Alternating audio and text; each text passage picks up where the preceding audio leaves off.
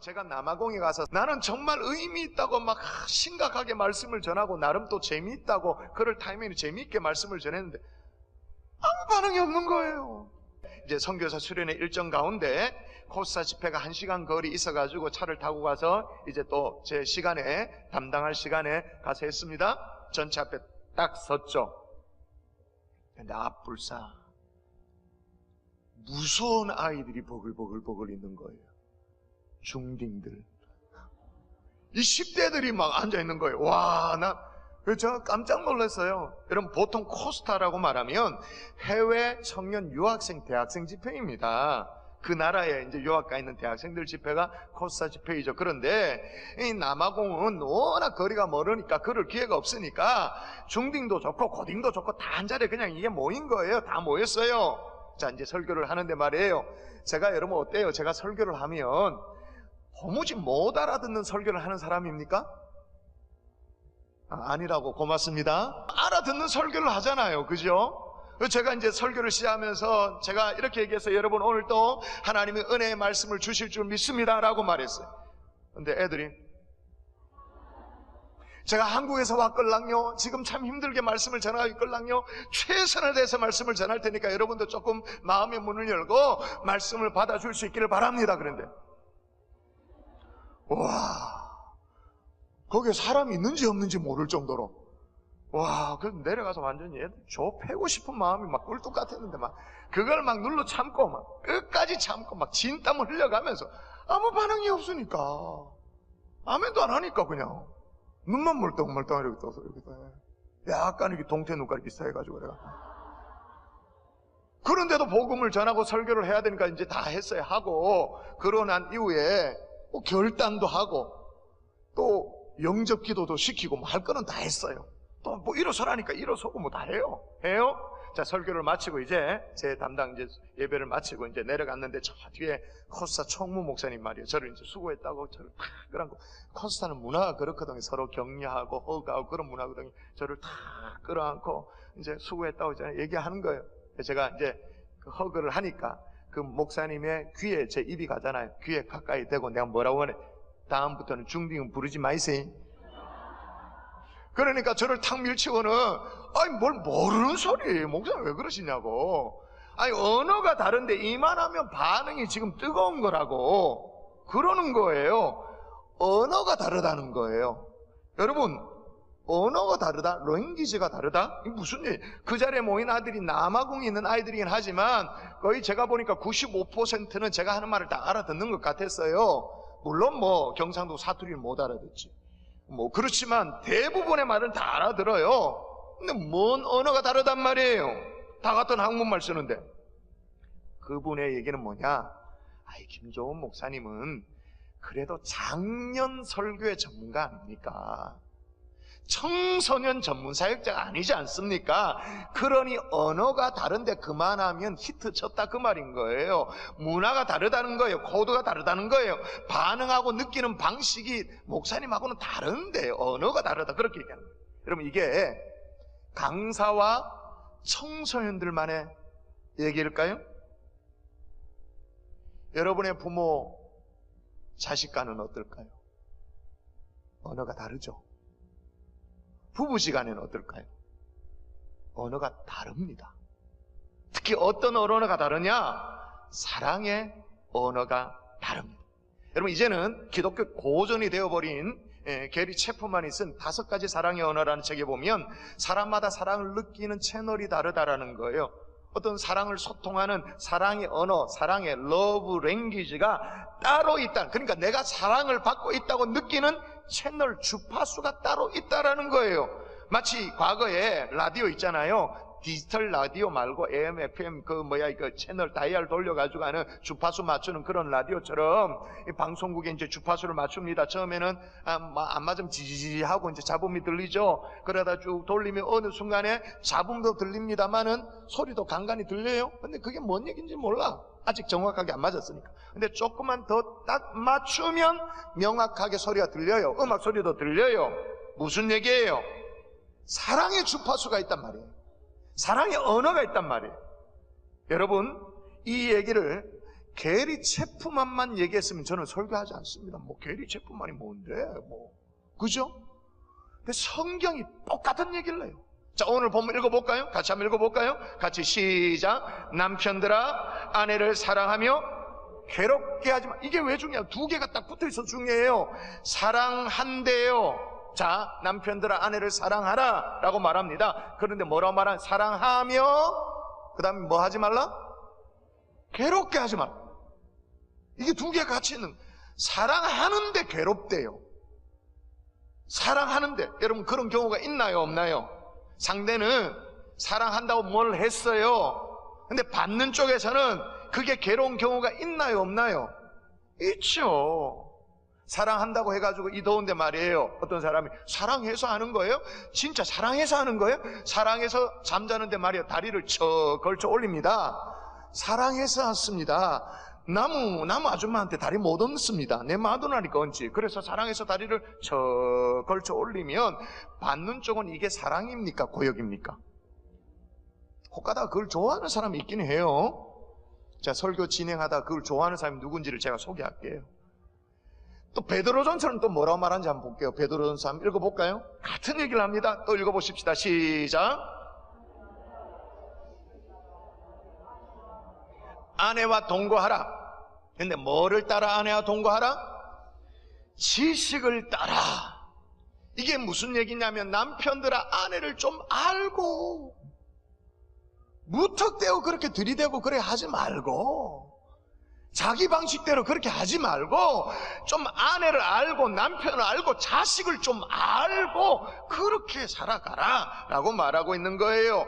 여러분, 아내의 사랑의 언어, 자녀들의 사랑의 언어를 알고 지식을 따라 그렇게 동거하라 그 말인 거죠. 여러분 솔직히 과거에는요, 뭐 이런 사랑의 언어 몰라도, 도통 몰라도, 응?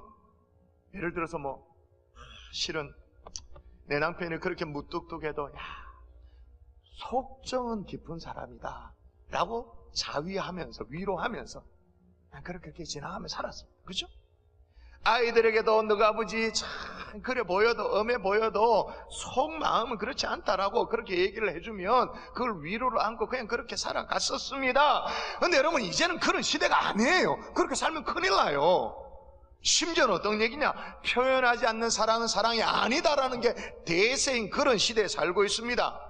근데 중요한 건 뭐냐, 표현하지 않은 것까지는 좋아요. 표현하지 않았으니까 하면 될 거 아니겠습니까? 근데 더 심각한 문제가 뭔지 아십니까?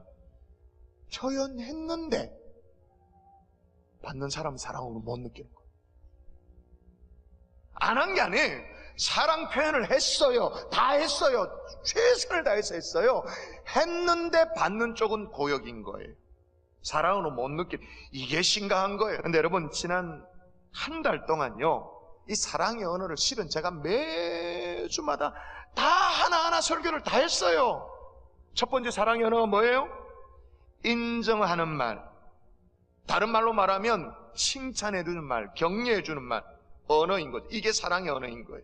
그래서 제가 한 달 전쯤에 촌철살인이라는 제목으로 말씀을 전하면서 사람은 내가 잔소리한 대로 되는 게 아니라 내가 격려해준 대로 칭찬해준 대로 된다라고 말씀을 드렸습니다. 예를 들어가지고 아내가 있다 칩시다. 아내가 옷장에 이제 문을 열고 옷을 꺼내 입고는 무슨 모임이 있는지 모르겠는데 한참을 그냥 거울 앞에서 이렇게 서고 이렇게도 서고 뭐 이렇게 한참을 이렇게 꾸미더니 머리도 뭐 손질하고 그러더니 이제 획 돌아서 남편을 향해서 나 어때? 이렇게 물어봐요. 그럼 그 질문이 자기가 어떤지를 몰라서 지금 묻는 게 아니에요. 자기 몸매가 어떤지를 몰라가지고 지금 나 어때? 이렇게 얘기하는 게 아니에요. 왜 물어요? 남편으로부터 인정받고 싶다 그 얘기죠. 칭찬받고. 근데 거기에다 대놓고 벗어, 거울 좀 보이소. 닌 거울 한번 사줄까? 그렇게 말하면 안 된다 그 말인 거예요. 여러분 인정한 말이, 인정의 칭찬의 말이 사랑의 언어인 분들에게는요, 그 말 한마디 아무것도 아닌데 야 그래도 당신 최고야, 야 당신은 그냥 티 쪼가리를 걸쳤는데도 이게 어울리네? 오그라들죠, 이게죠. 오그라들어요. 하는 사람 그게 오그라들어요. 당신 진짜 오늘 진짜 수고 많이 했어. 야, 어떻게 수박을 잘라도 이렇게 절묘하게 자를 수 있어? 그렇게 하면 말하는 사람은 오글거리기는 합니다만은 그 말 한마디가 칭찬이 사랑의 언어인 그 사람인 경우에는요, 그 한마디가 모든 어려움이 날아가요. 진짜 씻겨져요. 다 힘이 나요. 근데 여러분, 여기서 주의해야 될 점이 있어요. 여러분, 사실 누군가 나를 칭찬해 주면 기분이 좋습니까, 나쁩니까? 칭찬을 받으면, 누가 칭찬해 주면 좋죠. 그건 당연히 다 좋은 거예요. 당연히 다 좋은데, 여러분, 사랑의 언어가 칭찬인 경우에는 그냥 당연히 기분 좋은 그 정도를 얘기하는 게 아니에요. 제가 한 달 전에 말씀했던 그 말씀 그대로가 그대로 적용되어지는 건데, 같이 읽어볼까요? 시작. 사람은 입에서 나오는 열매로 말미암아 배부르게 되나니 곧 그 입술에서 나는 것으로 말미암아 만족하게 되니. 이게 그대로 응답되어지는 거예요. 입술에서 나오는 열매로 진짜 배부르게 되어지는 거예요. 사랑의 언어가 칭찬인 경우에, 그리고 입술에 나는 것을 진짜 만족하게 되어지는 거예요. 그리고 뿐만 아니라 죽고 사는 것이 혀의 힘에 달렸나니 혀를 쓰기를 좋아하는 자는 혀의 열매를 먹으리라. 그걸 그대로 적용이 되어지는 거예요. 어떤 경우에? 사랑의 언어가 칭찬인 경우에. 알겠죠? 두 번째 사랑의 언어가 있어요. 육체적 접촉입니다. 터치가 이루어지는 거죠. 제가 몇 주 전에 사랑의 접촉이라는 설교를 제가 말씀을 나눴어요. 그리고 이제 본당 로비에서 예배 마치고 서서 인사를 하는데, 유난히 저에게 와가지고는, 야, 오늘 같은 날 목사님께 꼭 악수를 하고 돌아가야겠다고, 그래서 악수를 청하는 분들이 평소와는 달리 몇 분이 더 계셨더랬어요, 그 주에. 근데 여러분, 똑같이 터치에 관한, 사랑의 접촉에 대한 설교를 했습니다. 똑같은 설교를 했습니다. 어떤 사람은 평상시와 똑같이 그냥 뭐 인사 같은 거 하지 않고 무심하게 쓱 지나가는 사람이 있는 거 아니냐면, 사랑의 접촉이라는 이 말씀에 고무되어져가지고, 소위 말해서 은혜를 받아가지고 굳이 목사님 있는 자리까지 내려와가지고는 악수를 하고 돌아가는 분이 있습니다. 자, 그분의 사랑의 언어가 뭘까요? 터치죠. 그분의 사랑의 언어가 접촉인 거예요. 여러분, 아이들이요, 자꾸 엄마 아빠 무릎 위를 찾아요. 무릎 위로 올라가려고 그래요. 때로는 가슴을 막 파고들어요. 부벼요. 사랑의 언어가 뭐라는 거예요? 터치인 거죠. 육체적 접촉인 거죠. 부부 사이에도 마찬가지입니다. 육체적 접촉이 사랑의 언어인 경우가 있습니다. 그런 경우에는 소위 말해서 자꾸 치댄다고 그러죠. 자꾸 치대요. 근데 거기에다 대놓고 한 글자면 큰일 납니다. 한 글자 뭐예요? 좀!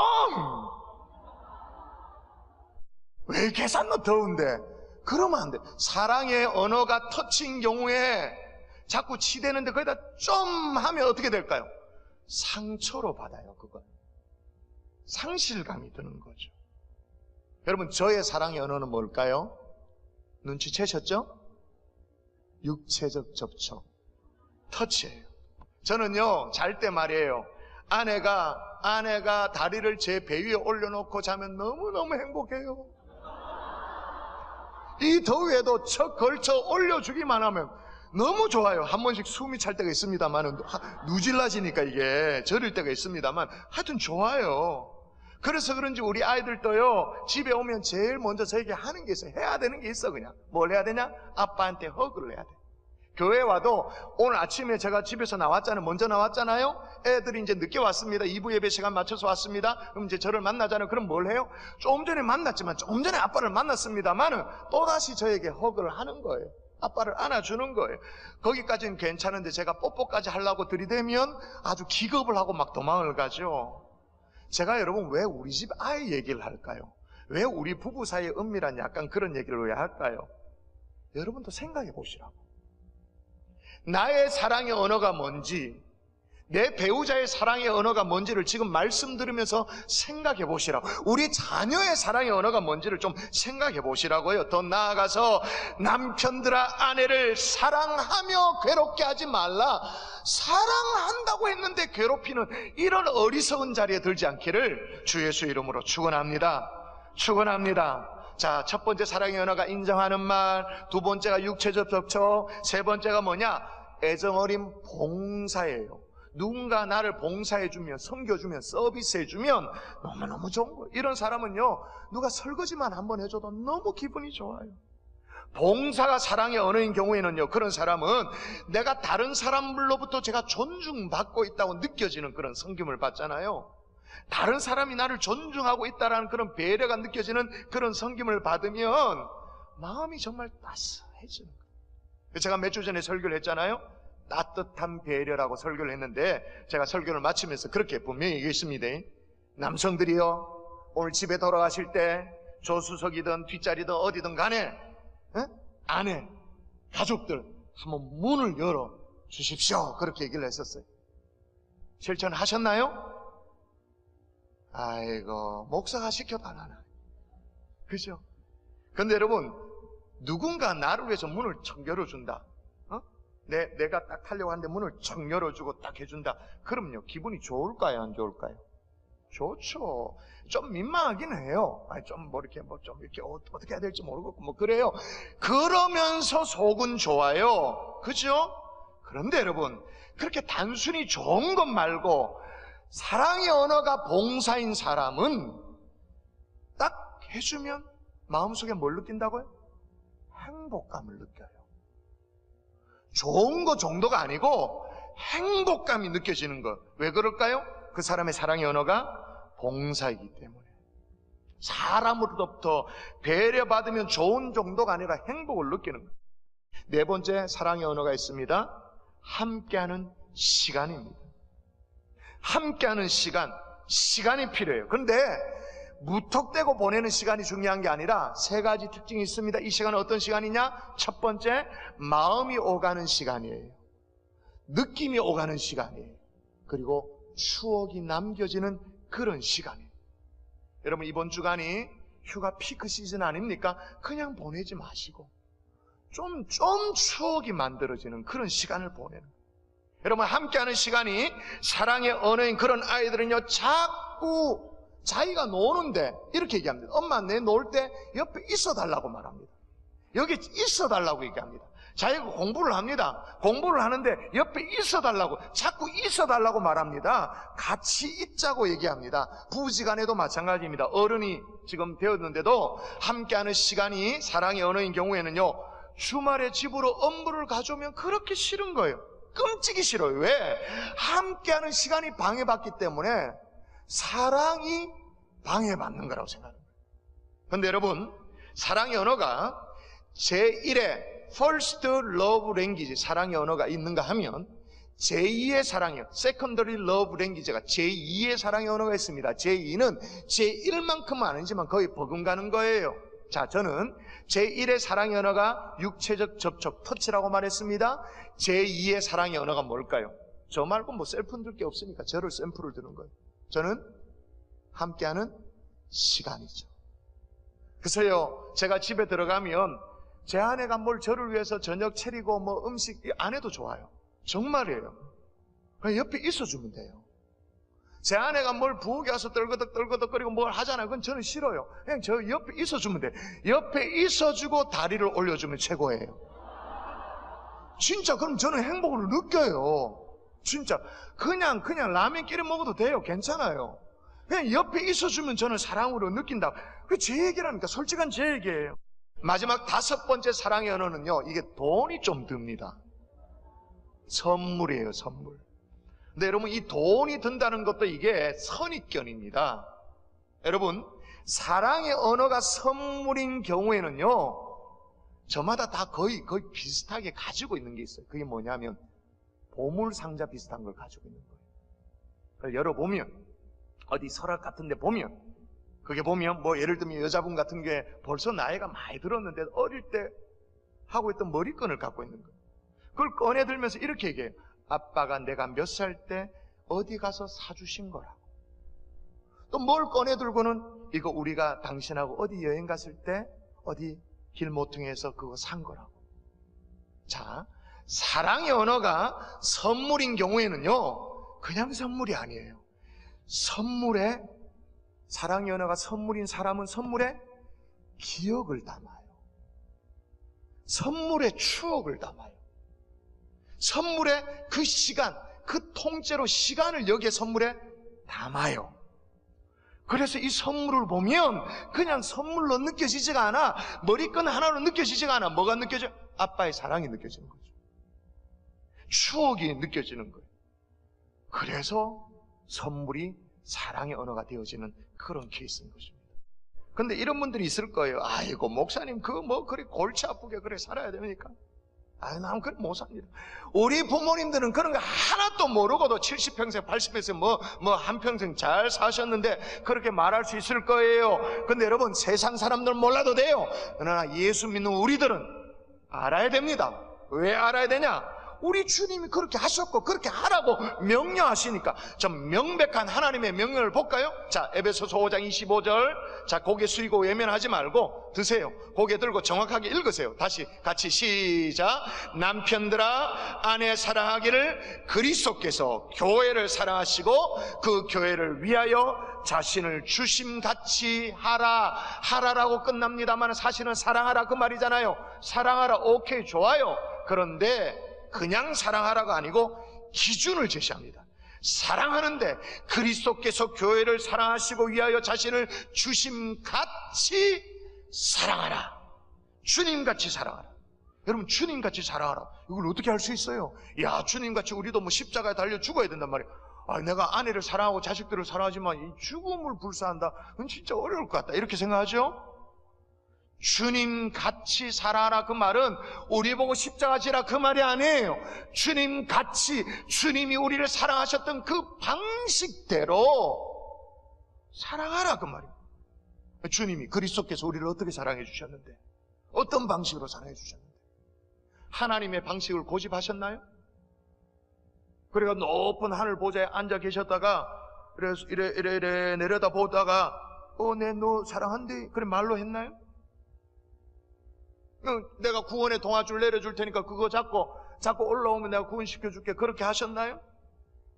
천지 창조하실 때 말씀으로 창조하셨는데 말씀 한마디로 창조하셨 말씀으로 그냥 말로만 다 떼고 그렇게 했나요? 어떻게 사랑하셨어요? 죄인된 인간의 몸으로 오셨어요. 이 땅에 죄인의 몸을 입고 오셨다고요. 성육신, 인카네이션 하셨어요. 그리고 2000년 전에 로마 제국의 사형 제도에 따라서 십자가에 달려 돌아가셨어요. 그 전에 사형, 십자가 제도 이게 없었는데 갑자기 예수님 십자가 달라고 그게 아니에요. 원래 있었던 로마 제국의 사형 제도, 사형 방식대로 십자가에 달려 돌아가셨어요. 그래서 하나님의 방식을 고집하지 않았죠. 죄인이 충분히 느낄 수 있는 방법. 그때도 그랬고 지금도 그랬고 십자가 그러면 죄인들이 충분히 감사하고 감격하고 느낄 수 있는 그 방식대로 우리를 사랑하여 주셨던 거예요. 그러므로 우리는 마땅히 내 남편, 내 아내 사랑의 언어 알아야 됩니다. 궁금해야 합니다. 우리 자녀들이 사랑의 언어가 뭔가? 여러분 본격적인 휴가 시즌이 되어지는 이번 한 주간 보내면서도 예를 들면 설교를 부부가 같이 들었다면 당신의 사랑의 언어는 뭐냐고 물어보기도 하고 내 생각이 이렇다고 얘기하고, 우리 아이들이 설교를 못 들었다면 이제 월요일 지나면 이게 선교가 홈페이지에 업로드 되어지잖아요. 30분밖에 안 되니까 영상이라도 같이 보면서 야, 너 사랑의 언어 뭔 것 같아? 아빠 생각 이런데 너는 어때? 물어보기도 하고. 근데 아니었어요. 그러면 아빠지만 엄마지만 미안하다, 내가 너를 너무 몰랐구나, 사과도 좀 하고 이런 얘기도 하고 나누고 거기에다 기도까지 다 하면 뭐예요? 그게 가정예배지. 그게 가정예배죠. 말씀의 결론을 맺는데요, 오죽했으면 이런 시가 있을 정도예요. 이문재 시인의 시인데요, 오죽했으면 이런 시가 있습니다. 집이 집에 없다. 무슨 소리예요? 집이 집에 없다. 집이 집을 나갔다. 안방이 제일 먼저 나갔다. 안방이 안방을 나가자 출산이 밖으로 나갔다. 윗목이 방을 나가자 마루가 밖으로 나가자 손님이 찾아오지 않았다. 마당이 마당 밖으로 나가자 잔치가 사라졌다. 다 나갔다. 여러분, 왜 집이 집에 없을까요? 가정이 무너진 거죠. 왜 그럴까요? 우리는 쉽게 이렇게 말합니다. 애정이 식어서 그렇다, 사랑이 말라서 그렇다, 그렇게 말합니다. 근데 정말인가요? 정말 사랑이 식었나요? 애정이 없나요? 여러분, 사랑도 없는데 그렇게 반대에 무릅쓰고 그렇게 새겨가지고 그렇게 결혼을 했나요? 왜 했나요? 사랑해서 했잖아요. 사랑도 없는데, 애정도 없는데 자식 놓고 지금까지 견뎌냈나요? 사랑해서 했어요. 여러분, 사랑했기 때문에 그 무시무시한 IMF를 넘기고 금융위기를 넘기고 그렇게 견뎌왔어요. 이 자리에 있는 남성들이요, 새벽부터 저녁 늦게까지 땀 흘려가면서 뭐 때문에 일합니까? 사랑하니까. 사랑합니다. 지금도 가족들 사랑합니다. 근데 문제는 못 느끼는 거예요. 못 느끼는 방식으로 사랑하는 게 문제죠. 여러분, 사랑의 언어를 발견해서라도 우리 가정 정말 살려내는 하나님의 종들 될 수 있기를 주의 이름으로 축원합니다.